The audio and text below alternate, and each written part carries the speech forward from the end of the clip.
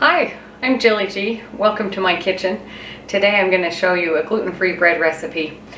As you can see, it's really minimal ingredients, and it does have some of my gluten-free flour mix, but I also have some other ones here, and I have some other flours I want to talk to you about too. For making bread, you need different ones, and for it to mimic what real flour does, or wheat flour does, you need a combination of different ones, and I'll show you that. But for now, we're just going to use these. And first up, in the bowl of our mixer, I have a 1/4 cup of my gluten-free flour mix, 1/2 cup of brown rice flour, and 3/4 cup of tapioca starch. I have a 1/2 teaspoon of salt, a 1/2 teaspoon of baking soda, and 2½ teaspoons of baking powder, all in there. 1½ teaspoons of xantham gum. And just mix this with a fork, just till it's a little bit mixed. Now that you've got that mixed together, paddle attachment. And I have 3/4 cup of whole milk, everything at room temperature. 1 tablespoon of honey. You could use regular white sugar and you would just add that to your dry ingredients. And you could just mix this all in the mixer, but I find it's easier if I mix everything together here and then pour it all in at once. It seems to come together a little better. 1/4 cup of olive oil and 1 egg. Same fork. I'm just going to give this a good mix. Make sure this honey is dissolved and the egg is mixed in. Once this is all mixed together, we'll start adding it slowly with this on low. And I have an 8x8 pan here greased with butter, and the oven is at 350. So turn on your mixer to just low and we'll start adding this in slowly.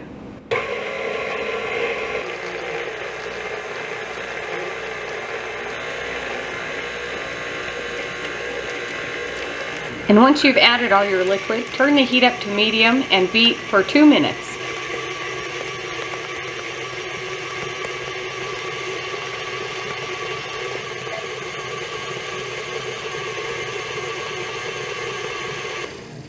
After 2 minutes, scrape your bowl down and beat on medium speed for another 2 minutes.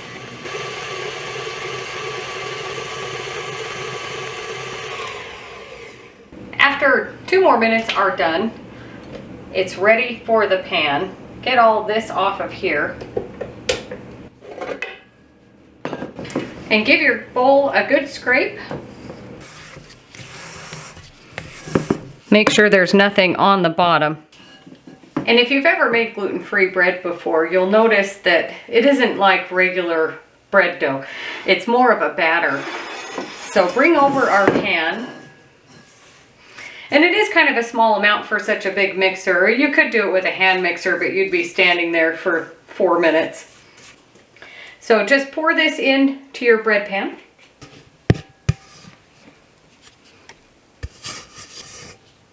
And just make sure it gets into all of the corners.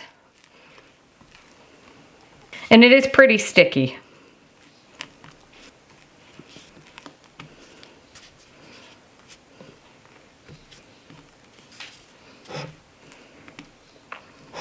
I'm going to use my fork here to scrape off my spatula. You want to get all of it. And just smooth it out. It doesn't have to be perfect.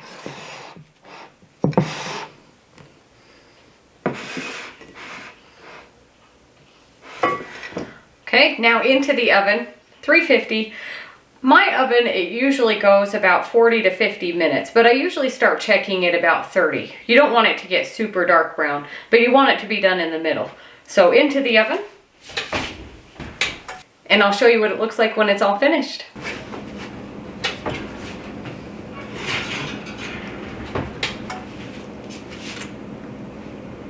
Looks pretty good. This went for about 40 minutes. I checked it at 30. You want to make sure that it's all done. And it should just come right out of this pan. And just flip it over.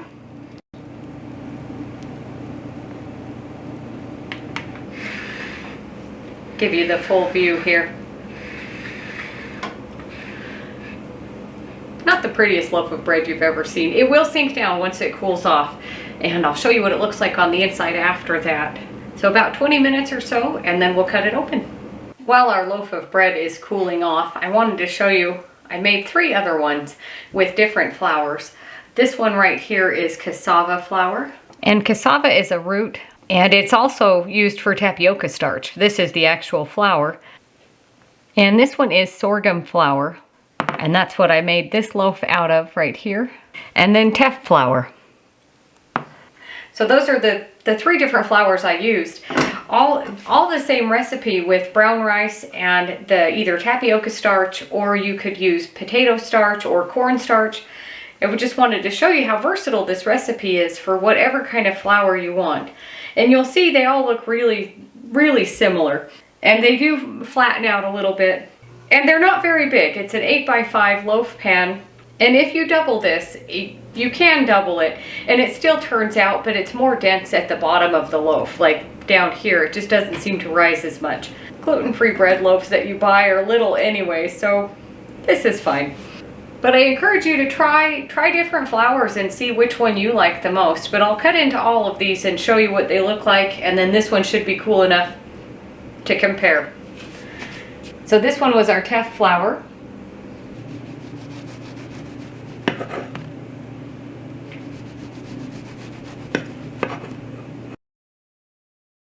Next up is our sorghum flour.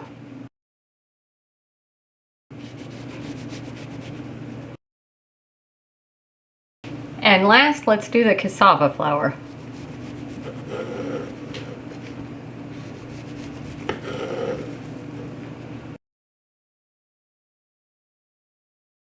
So you'll notice darker in color, and they progressively get lighter. So let's move everything aside. And let's try the one we just made with my flour.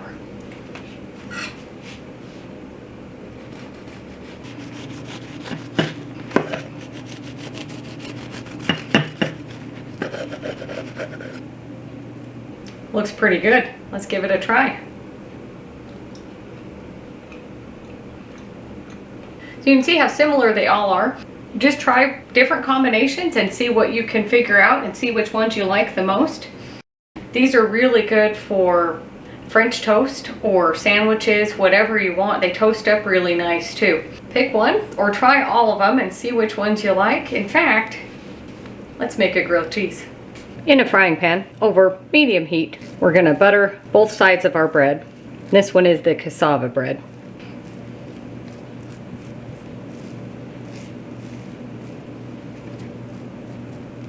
And once they're as golden brown as you'd like them to be, just flip them over.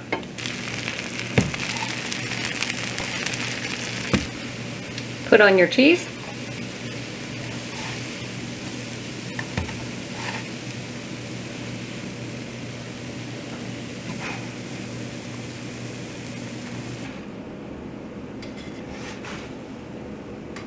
And here's our grilled cheese. Give it a minute to cool off.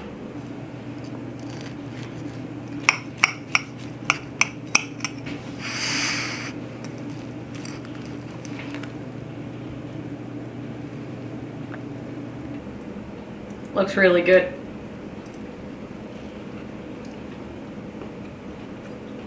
This makes really good French toast, and you could even cut it up and make stuffing. That will be coming in the fall. But makes a really good sandwich, and you don't even have to toast it. And it is a little bit crumbly on the edges, but as you can see, the inside's holding up really well. Thanks for watching. Don't forget to like and subscribe. If you have any questions or comments, let me know. If you try any of these or all of these, let me know what you think about that. And we'll see you on the next one.